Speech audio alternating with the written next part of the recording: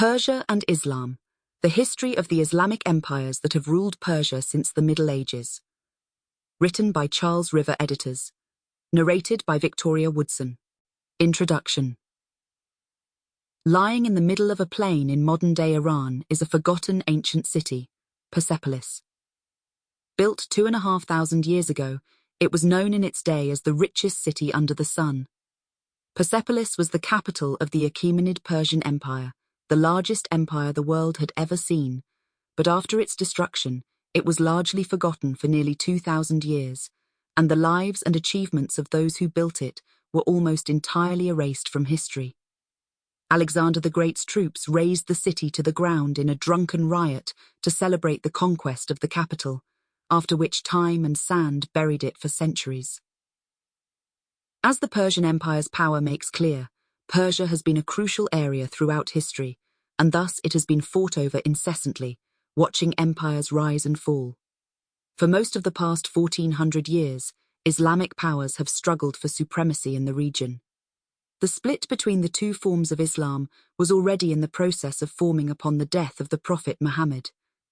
Muhammad had constructed around himself not only a potent new religious movement, but also a powerful young state called the Ummah, the community, for lack of a better translation. Belonging to the Islamic faith also meant belonging to the Ummah, which was governed by its own laws and had many of its own institutions.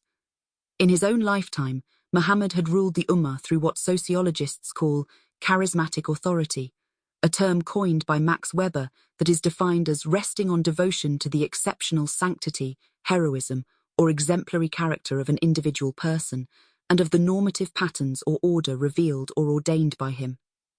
Hence, Muslims believe Muhammad ruled because he was uniquely chosen and endowed by God as the exemplar of all humanity, giving him a unique, though not perfect or infallible, ability to govern humanity.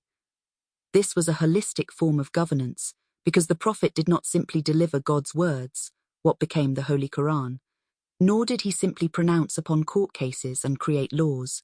He did all those things, but he also presented in his own person the embodiment of the best that humanity could aspire to. He was fully human, but the finest, most pious example that humans would ever produce. One of the problems with charismatic authority, as Max Weber recognized and pointed out, is that charismatic authority is fragile because it cannot last beyond the lifespan of the charismatic individual without major changes. As a result, it is often difficult to create continuity after the death of a charismatic leader. Plenty of societies or movements. Sample complete. Ready to continue?